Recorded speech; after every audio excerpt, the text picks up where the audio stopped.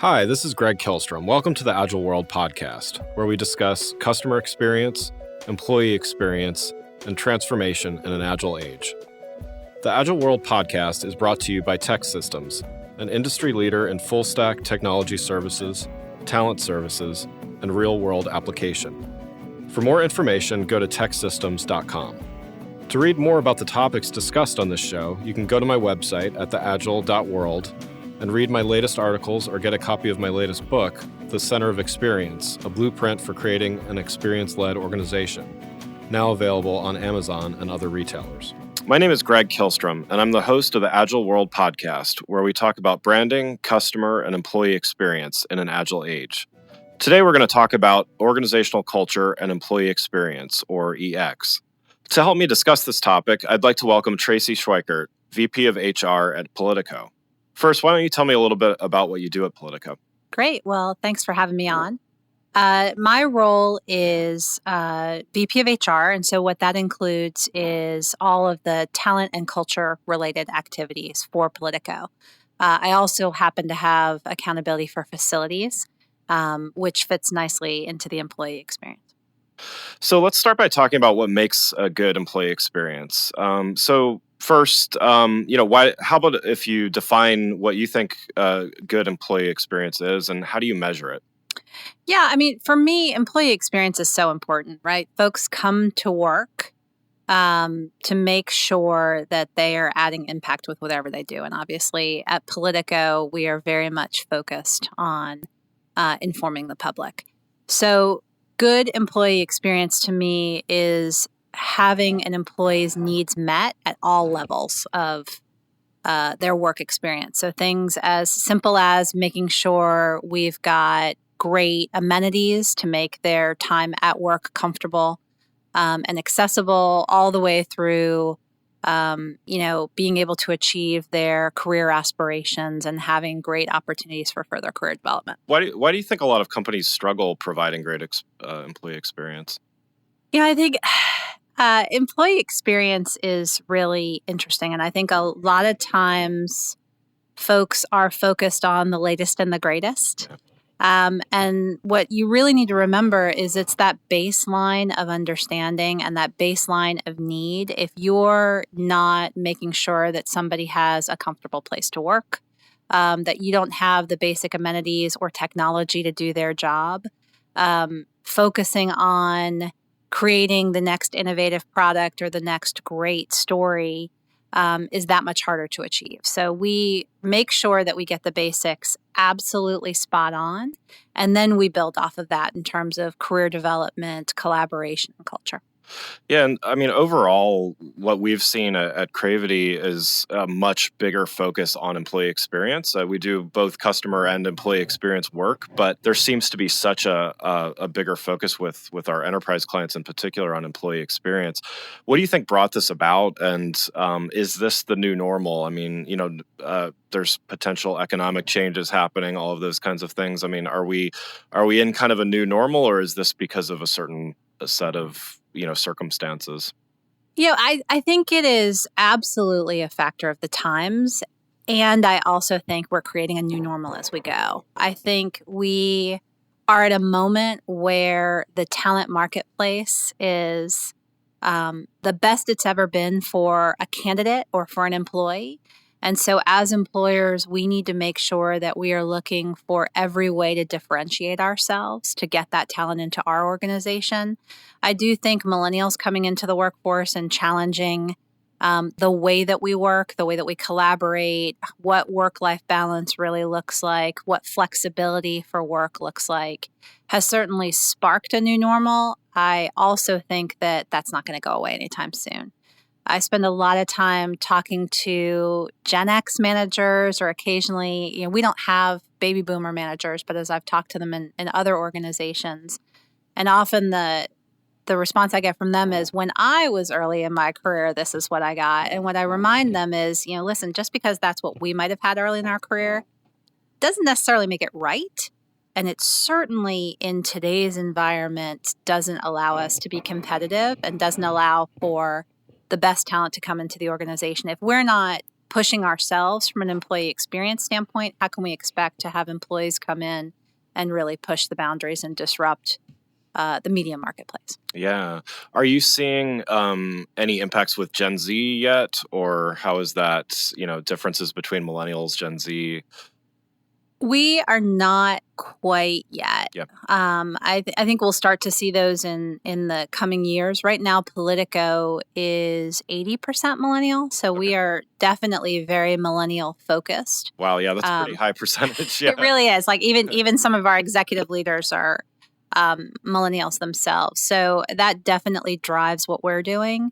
Everything that I've read says that Gen Z is going to look and act a little bit more like Gen Xers. So I think we'll just need to continue to balance that instead of it being more Gen Xers at the leadership level. If Gen Z does tend to act in the workplace the way that more like Gen X did, then I think we'll just manage to that. Yeah. Yeah. So let's talk a little bit about technology then. What do you see as the relationship between technology and employee experience? And, what are you either currently doing or thinking about doing? I mean, technology is a huge part of the employee experience, right? Because I do think that so much of the new employee experience is about flexibility. I think we get the best work out of folks regardless of the generation that they are, if we give them the flexibility to do that. I myself am a Gen Xer. I have a family, and so I'm able to schedule the work that I need to do by using email and apps and other technology. I do a lot of email late at night, and I use the send later feature. Just so that I'm not pinging my folks late at night. But because that works for me. We're constantly looking to how we can use technology to make life easier. We're still a mid-sized company, so we're not looking at doing a lot of automation. But we are looking at, okay, if we're going to use a software package, do they have a good app that allows folks to do things on the go? We also are an open work environment. So a lot of our folks sit in open workstations, so they tend to use the whole space. And so a lot of folks are sitting at the cafe or they're sitting in other places in the building. And so being able to do that with the use of technology makes life a lot easier. Yeah, that's interesting because you mentioned you also oversee facilities and things like that. So it's interesting how physical and let's call it virtual environment kind of interact. So that's interesting. So was that something that you were always sort of overseeing, or is that something that you kind of grew into your role? Or yeah. So the interesting thing is about my role, I came to Politico 3.5 years ago, and I was actually Politico's first VP of HR. Because they were still very much in startup mode. Robert Albritton, our publisher, really said we need to bring someone in to really focus on both talent and culture. And so I started with that. But again, for me, it's all about the entire employee experience. And the piece that I didn't have was the facilities piece. And that can be the part that folks just don't pay enough attention to. Yeah. We have a beautiful cafe that has healthy eating options. And we put a lot of money in that because we want that to be a benefit for our employees who are working flexible hours, for journalists who might be crashing on deadline. But we need to make sure that we're constantly looking at what should we be adding to the cafe, what's important to folks. Since I've been there, we've added things like nitro coffee and oat milk, now that oat milk seems to be a very healthy alternative for folks. So again, it seems like a very small thing, but if you're going to offer that kind of a benefit, if you want that to be part of the employee experience, you've got to make sure you're paying just as much attention to that. Yeah. Sometimes as a company is growing, it sees a shift from a very, innovative, creative driven and team oriented culture to a more numbers focused and process and hierarchy and all of those kinds of things. How did you help Politico? And all are valid and all are needed. So, the challenge is finding the right balance. So how did you work with the team to really maintain that right balance where, with growth comes certain needs, but you still want to maintain what the culture really is? Yeah, I mean, with any startup organization, we were very focused on disrupting the media market. And I think as Politico came into the media space, they definitely did that. And as we grew, One of the things that I talked to executives about when I interviewed with them was, they said, listen, we can find really great people, but we're having a hard time getting them to stay, right? Yeah. And because we're finding great people and we're doing great work, there are a lot of competitors out there who like to come and shop at our talent store. And so what do we do there? And that is then the work of talent and culture. How do we take what's really good, but really focus it? And so what we did was we went back to what's important. We put values in place. I think those values were something that we were talking about on a day-to-day basis, but we sat down with a group of high potential employees and said, listen, let's really define what it means to be at Politico. As I walked in the door, people would talk about, we're a lot of really passionate folks who are really focused and we work really hard. And what we settled on for a value is that we're relentless contributors. Nice. We're disruptors, we're collaborators, and we're talent cultivators. And so those are our 4 values. And I think what we do is try to use those to center ourselves.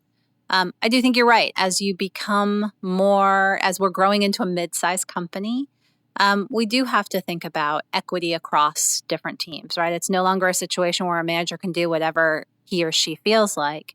We've got to look at how are we creating some balance and equity. But I think leaning on collaboration, leaning on talent cultivation and saying, okay, again, what are we trying to accomplish? How do we do that? And we're able to get there. We've absolutely added process. We've added also what I'm very proud of is a lot of data collection. We do new hire surveys at 90 days. We do an annual engagement survey. We do exit surveys. My team spends a lot of time interacting with different employees and managers across the organization, just collecting a lot of data so that we can constantly refine. So if we find out, we've had a policy that's been in place for a while and it's not quite being used the way that we originally thought, let's tweak it. Let's make it different. Let's evolve it. And so that's what we try to do. We try to constantly make sure that we are talking about what works for us now, and evolve as we go. That's great. Yeah, I think that's great that you're measuring too. And I think one common complaint among employees is, my employer keeps asking me all these questions and doesn't really do anything about it. How do you mitigate it against that? And without sharing too much or all of those types of things, like how do you make sure the employees feel like they're being heard and valued and valuable?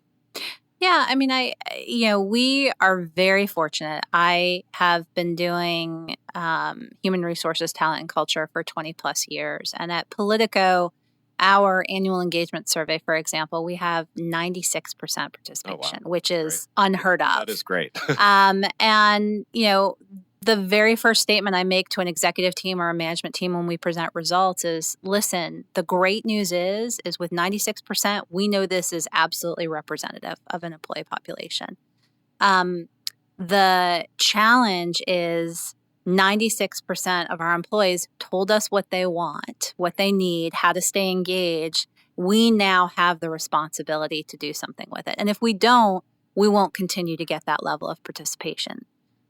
So, with great power comes great responsibility. Right. We've got to make sure that we make good on that. And so we do put action plans in place. We do share the results with employees. We do regularly speak to members of the leadership team to say, how are you doing on your action plans? And we try to also weave that feedback into other things that we do at a larger talent and culture standpoint. Yeah, no, that's great. So what role does diversity play in the success not only of Politico's culture, but how do you feel it plays a role in company culture in general? Well, I mean, diversity is wildly important, and I think everybody understands that great ideas only come when you're bringing a lot of ideas to the table, a lot of experiences and a lot of ideas.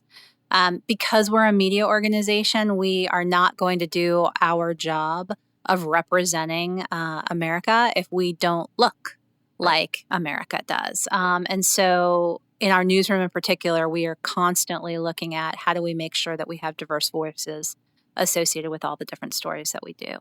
From a business standpoint, it's also really important. What we are trying to do at Politico is figure out how to take a bite out of diversity each year. So in this coming year, in 2020, we are focused on allyship. How can you be an ally? Yeah. Because, while we are increasing our levels of diversity, we're not where we want to be. So we want to make sure that those folks with the privilege and the power are also actively working to make a change. And so throughout the entire year, we'll have Values Day. For example, we do that every year. Our Values Day this year will be aligned with allyship and how can we bridge some gaps there. The different trainings that we'll do will be focused on that as well. So what are some of the other teams that you work with regularly to really, enable this culture, this, what you need to accomplish? Since employee experience really takes a company-wide commitment to do that, who are your allies in the organization as far as, teams and stuff like that? So we are trying to make sure that we address it at all levels of the organization. So we have several grassroots employee committees. We've got a diversity and inclusion committee. We've got an employee activity committee that we call Politico Activity Committee because we thought the PAC concept would be a nice little turn on what we do there. We've also got a group called Politico Gives, which does our community involvement. And so that's a great way to get folks involved. We also have a lot of involvement at the executive team level. Again, Robert Albritton, our publisher, Patrick Steele, our CEO, Matt Kaminsky, our editor-in-chief, Carrie Budoff-Brown, our editor, all of them are very involved and are regularly pushing us to make sure that we are looking at new programs and that our programs are competitive and where can we be leading the charge instead of just following from behind. So I'm very fortunate in that all of my peers at the executive leadership level are very much committed and very open to the ideas that I bring to them. And often we're able, with just a handful of conversations, able to really make some impactful change, which makes my job a lot of fun. Yeah, no, that's great to hear. So how do you see the relationship between customer experience and employee experience? So, I always say happy employees make happy customers. They buy more often and recommend others. So, your customer isn't necessarily buying a product off the shelf, but, how do you see that relationship in what you do to the eventual, customer experience? Yeah, one of the things that I am very proud of is if we go back to our annual engagement survey, the category that always comes out at the top across our employees is pride in the organization. And I think when you have folks who are very proud of the things that you do and the things that you're involved in and the impact that you're making on the world, that comes through in everything they do. I think that comes through in terms of them being even more relentless contributors. They're very bought into what we're doing. They are very much collaborating with each other, right? If you've got a good employee experience, you've got employees who are pleased and happy to work with each other. We do not have what I've seen at other organizations in terms of regular tension between teams working together. I mean, don't get me wrong, we don't always get it right. But what I like to say at Politico is when it comes to the big things, we always get those right. That's great. Yeah. Wonderful. Well, one last question before we wrap up. In talking about employee experience, how would you recommend that someone keeps up with the latest thinking, research, just, what's out there? I, from the time that I was little, I am a huge book nerd. And if I walk into any bookstore and there's a new leadership book, I'm jumping right on it. I have members of my team that do the same, that read. I also have a lot of folks who are a lot more into podcasts. That fits their life a lot. So I always encourage folks to make sure that you're constantly out there, reading short articles on Twitter and LinkedIn, reading a book, listen to a podcast, because so often the good ideas are already out there. Just hearing what somebody else does and then saying, okay, how could I apply that to my team or my organization is always the best way to do it. I think The danger in that is if somebody takes something completely off the shelf and tries to insert it without customizing it for their team. That doesn't always work. But if you take the general concept and say, okay, what could we do here? You wind up with something really fun and exciting. We, for example, borrowed Motley Fool does something called Random Acts of Coffee, where they connect folks across the organization and the company pays for coffee on them. And we figured out how to do that for us. We weren't able to do it exactly the way that Motley Fool did it. We actually make it a diversity and inclusion initiative where we try to connect folks who wouldn't normally interact with each other. And it's been a lot of fun. And again, it wasn't our idea. It was one that we borrowed, and that was because somebody saw it in an article. That's great. That's great. Well, thanks again for joining the show. For those listening, what's the best way for them to keep up with what you're doing? Yeah, no, absolutely. So I'm on Twitter and Instagram, and it's at Traci Schweikert.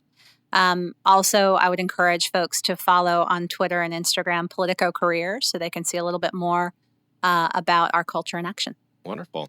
Well, again, I'd like to thank Traci Schweikert, VP Human Resources at Politico, for joining the show. To learn more about both customer and employee experience, I recommend you go to my website at gregkillstrom.com and make sure to check out my latest book, The Center of Experience.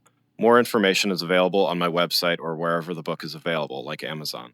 Thanks for listening to The Agile World with Greg Killstrom. See you next week. Thanks again for listening to the Agile World podcast, brought to you by Tech Systems. I'm your host, Greg Killstrom. You can learn more and get a copy of my latest book, The Center of Experience, from my website at theagile.world or on Amazon or other retailers. Until next week, stay agile.